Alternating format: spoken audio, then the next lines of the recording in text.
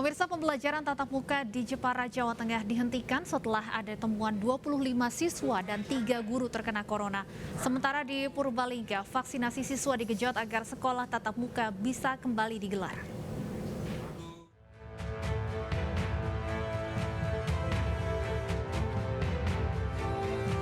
Bupati Jepara menginstruksikan penghentian sementara pembelajaran tatap muka di sekolah. Guru dan siswa kembali belajar mengajar secara daring selama 7 hari. Instruksi Bupati keluar setelah ada temuan 25 siswa dan 3 guru salah satu sekolah terpapar virus corona. Bapak semuanya bisa melihat teman-teman kami sudah melaksanakan daring dan anak-anak pun sudah di rumah masing-masing belajarnya. Di Purbalingga, Jawa Tengah, vaksinasi pelajar dipercepat setelah temuan ratusan siswa di 2 sekolah positif corona. Langkah ini diambil sebelum pembelajaran tatap muka kembali digelar agar sekolah tidak menjadi klaster penyebaran baru virus corona.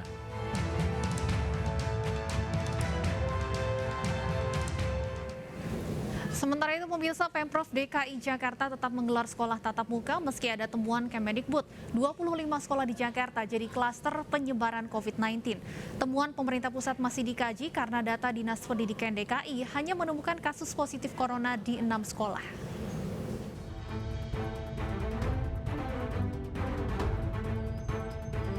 Kegiatan belajar mengajar secara tatap muka di Jakarta tetap berlangsung di SMA Negeri 25 Jakarta meski ada 1 guru terkonfirmasi corona. Pihak sekolah menganggap kondisi saat ini aman karena semua guru, pegawai, dan siswa telah diswab PCR Puskesmas. Apalagi peristiwanya sudah lewat hampir 2 pekan. Saat itu, sekolah sudah ditutup 3 hari. Pihak sekolah ya sudah kerjasama dengan Puskesmas Gambir untuk guru, TU, dan siswa yang bertemu dengan bapak yang positif tadi dilakukan swab semua ternyata negatif ya. Kami tetap menjaga protokol kesehatan sehingga tidak ada terjadi penularan di SMA 25. Sebelumnya, Kemendikbudristek menyebut ada 25 sekolah menjadi klaster baru penyebaran corona di Jakarta. Data ini berbeda dengan Dinas Pendidikan DKI Jakarta yang bilang hanya 6 sekolah ditemukan kasus positif corona.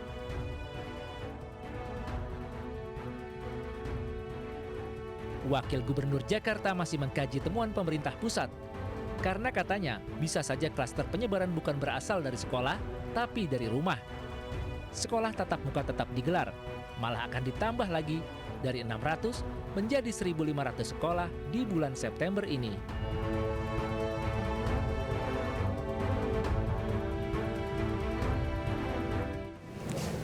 Klaster pembelajaran tatap muka terus menjadi sorotan banyak pihak. Bagaimana menyikapi kondisi ini? Sudah hadir bersama kami pengamat pendidikan Indra Charismiaji dan anggota Komisi E DPRD DKI Jakarta Oman Rohman Rakinda.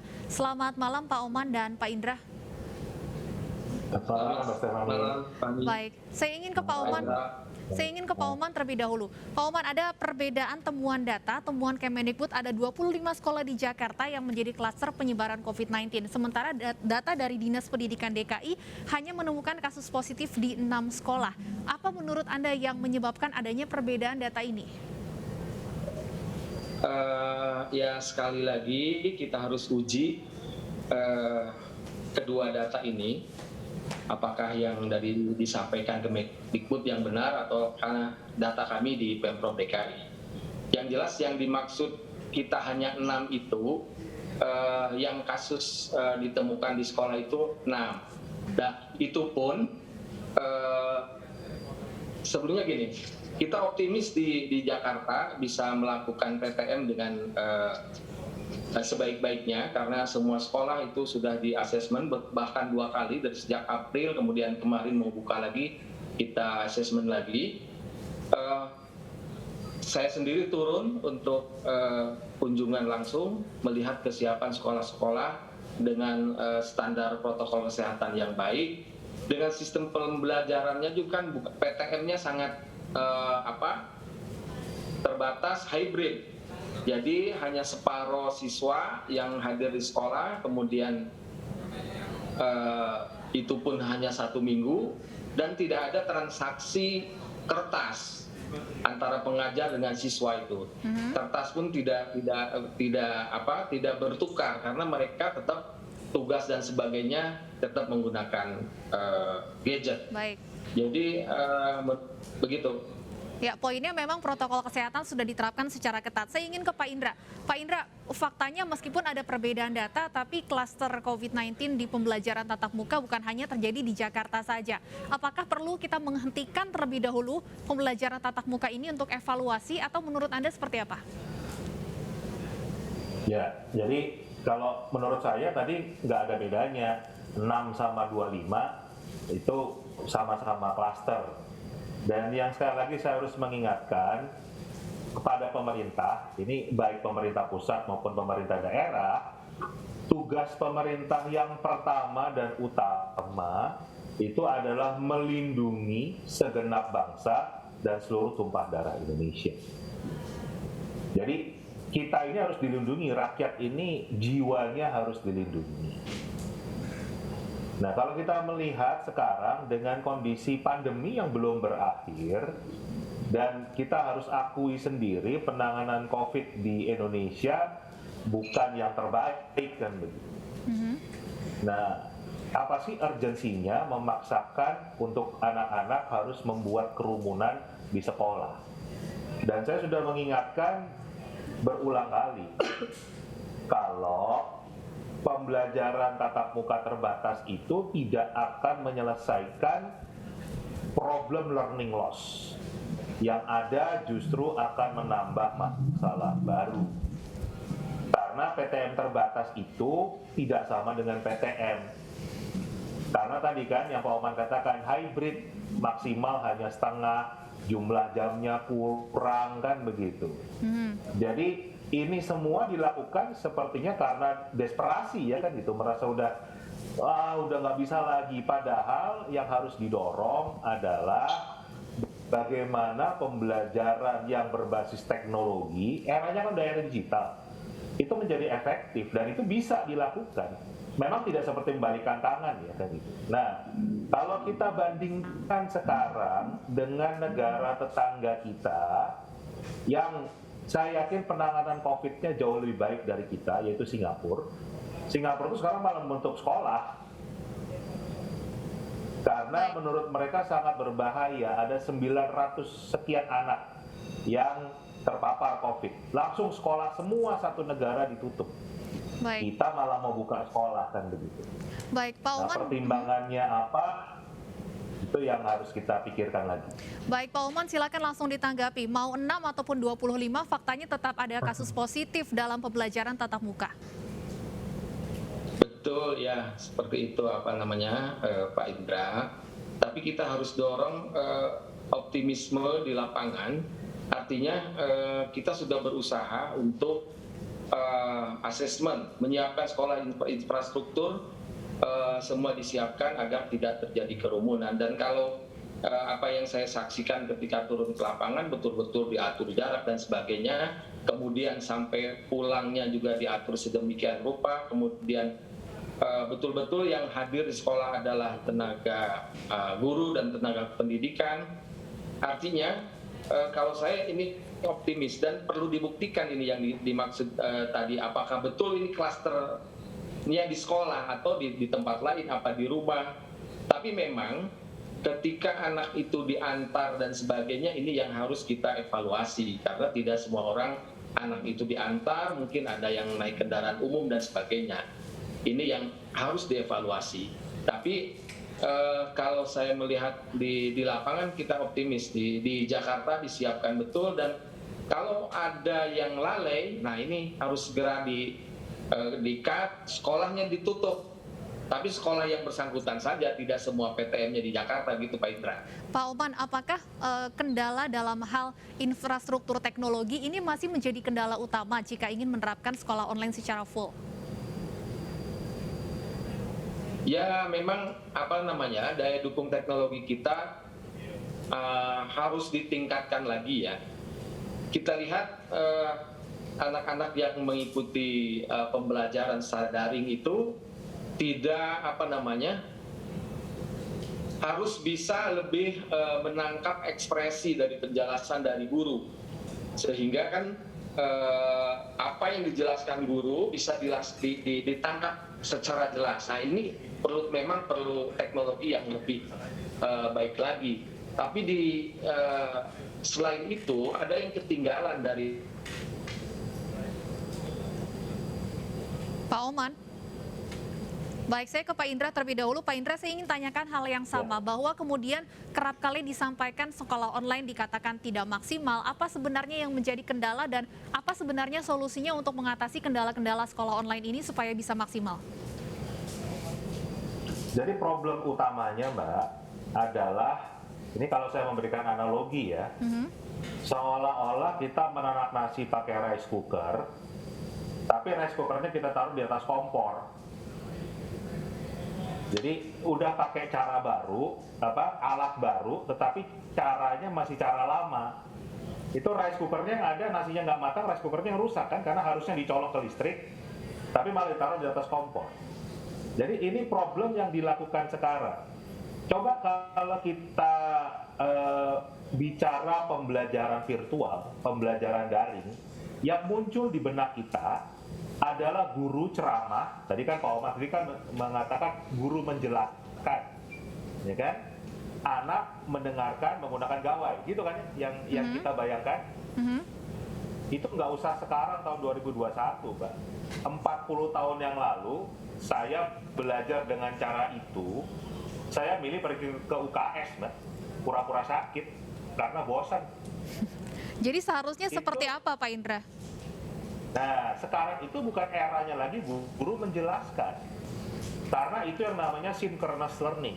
Kita harus menggabungkan antara synchronous learning dengan asynchronous learning. Asynchronous learning itu artinya pembelajaran nggak langsung. Kalau dunia media itu disebut dengan on demand. Belajarnya itu bisa kapan saja, di mana saja, ya kan? Anytime, anywhere, any device. Nah itu guru-guru kita yang nggak tahu kan begitu. Konsep itu nggak pernah tahu. Dan memang pemerintah sendiri tidak ada upaya untuk mengupgrade kemampuan guru-guru kita untuk bisa mengajar dengan pedagogi digital. Jadi kalau kita bicara program pembangunan SDM unggul, ini kan menjadi sebuah paradoks kan begitu. Karena ini ada satu kajian yang menarik, Mbak. Tahun 2018, Center for Education Economics, sebuah lembaga kajian di Inggris, membuat kajian tentang pendidikan Indonesia. Kesimpulannya sangat mengagetkan. Mereka mengatakan anak Indonesia siap menghadapi abad 21 di abad 31. Jadi kita dianggap ketinggalan 10 abad, 1000 tahun. Dan begitu pandemi, terbukti kan? Nah sekarang apakah kita malah mau balik lagi ke yang lebih jadul lagi? Atau justru kita berupaya beradaptasi bagaimana supaya sekarang kita menanak nasinya pakai rice cooker. Rasanya beda dengan nasi yang ditanak pakai kukusan. Baik, memang harus ada cara-cara baru juga artinya dalam memaksimalkan sekolah online. Tapi saya ingin kembali membahas klaster pembelajaran tatap muka. Pak Oman, di tengah ditemukannya kasus positif corona di sekolah, Pemprov DKI Jakarta justru akan menambah sekolah yang menerapkan pembelajaran tatap muka. Artinya ini saya asumsikan bahwa DPRD DKI Jakarta juga turut mendukung rencana ini. Apa pertimbangannya, Pak? Jadi gini, upaya-upaya asesmen sudah kita lakukan dan memang kita sudah menyepakati ketika ada kasus di sekolah yang lalai dan memang terbukti itu klaster di sekolah itu langsung ditutup. Tapi tidak semua program PTM-nya jadi tutup, sehingga asesmen pertama kan untuk 600 sekolah, kemudian yang lolos 587, sekarang akan dilakukan asesmen berikutnya dan bisa dibuka. Artinya kita memang betul Pak Indra, kita ketinggalan jadul betul ya pembelajaran daring kita, tapi kita juga lebih banyak ketinggalan lagi pendidikan karakter dan target-target pembelajarannya seperti itu. Nah, kemudian ini juga tergantung juga bagaimana kita menyikapi bagaimana kita menangani corona ini. Kan upaya-upaya 3M, 5M, 3T dan kemudian vaksin akan kita kejar terus. Insya Allah di Jakarta sejauh yang saya pantau tenaga pendidikan, guru itu di atas 89% sudah divaksin.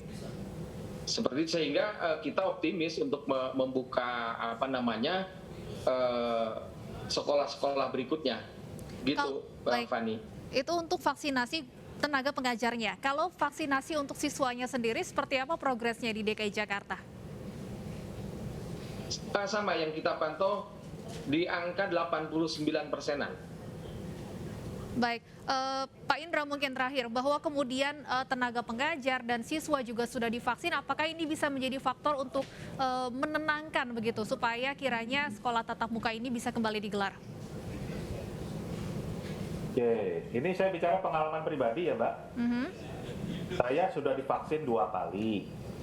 Saya sangat menjaga protokol kesehatan. Tetap aja terpapar, tetap aja saya sekeluarga membuat klaster keluarga, sekeluarga kena. Jadi harus diakui, vaksin pun tidak akan melindungi kita untuk tidak terpapar COVID. Itu pengalaman pribadi saya. Jadi memang kondisi sekarang itu masih sangat berbahaya. Angka mungkin yang harus saya berikan, yang pertama adalah 11.000. 11.000 itu adalah jumlah anak yang yatim piatu karena corona. Dan 1.250 adalah jumlah guru kita yang gugur karena corona. Mau ditambah sampai berapa banyak lagi kan begitu. Baik. Itu yang harus difikirkan, itu yang paling pertama ya. Nyawa ini tolong dihargai lah. Nyawa ini tolong dihargai. Yang kedua adalah kapan kita mau mengupgrade bangsa ini sehingga memang benar-benar bisa hidup berkompetisi di era digital. Kalau kita menyerah pada keadaan, menganggap kita harus kembali ke masa lampau, kenapa nggak sekalian diajarin aja cara berburu? Sekalian tanggung amat kan begitu. Baik. Kalau memang mau kembali ke masa lampau. Itu pandangan saya. Baik, kita akan tunggu tentunya seperti apa langkah Pemprov DKI Jakarta untuk memastikan tidak ada penambahan lagi dalam klaster sekolah tatap muka. Terima kasih Pak Indra dan Pak Oman sudah bergabung bersama kami di iNewsroom. Selamat malam. Pemirsa, pelaku pembunuhan karena motif cemburu ditangkap polisi. Jangan kemana-mana pemirsa, kami akan perbarui informasi Anda usai jeda berikut.